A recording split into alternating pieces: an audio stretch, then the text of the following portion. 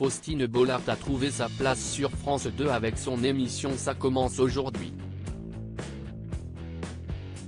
Proche de ses téléspectateurs, l'animatrice a tout de même la crainte de les décevoir. Elle se confie lors d'un entretien accordé aux Parisiens. Faustine Bollaert restera bien sur France 2 à la rentrée prochaine.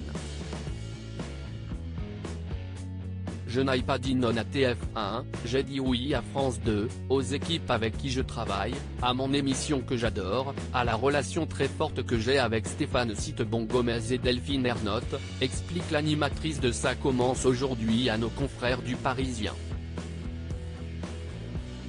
Voilà 7 ans maintenant que Faustine Bollaert recueille les témoignages de ses invités, qu'ils soient heureux ou bouleversants.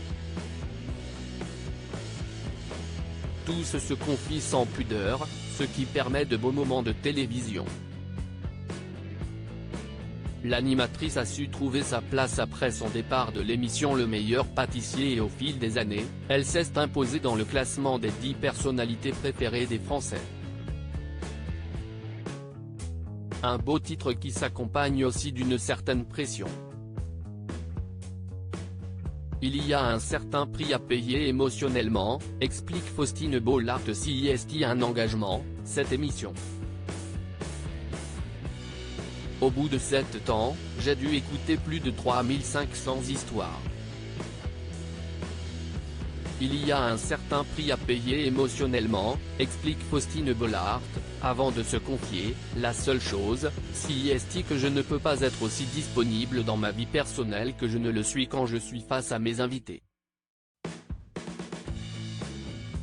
Quand je rencontre des gens dans la rue, qui me racontent des choses très intimes et très fortes, je m'énerve parfois de ne pas pouvoir, parce que je suis avec mes enfants, parce que je dois aller faire mes courses, leur accorder autant d'écoute que je pourrais le faire à la télévision. Je vis un peu avec cette pression de décevoir, explique Faustine Bollaert, proche de ses téléspectateurs même en dehors des caméras. Faustine Bollaert débarque sur YouTube. Si elle a réussi à trouver son public à télévision, elle veut aussi séduire les plus jeunes générations. Pour cela, Faustine Bollaert lance une nouvelle émission Safe Zone, mais sur YouTube. Pendant 45 minutes, elle s'intéresse au parcours et à l'histoire de vie de créateurs de contenu, bien connus des adolescents. Je suis très naturel dans ce programme. Un peu comme dans Ça commence aujourd'hui, les gens ne viennent pas juste voir une interview ou un témoignage.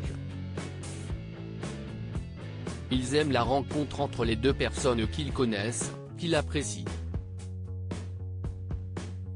Le mélange de générations apporte quelque chose de très frais, d'amusant et de tendre, explique Faustine Bollaert.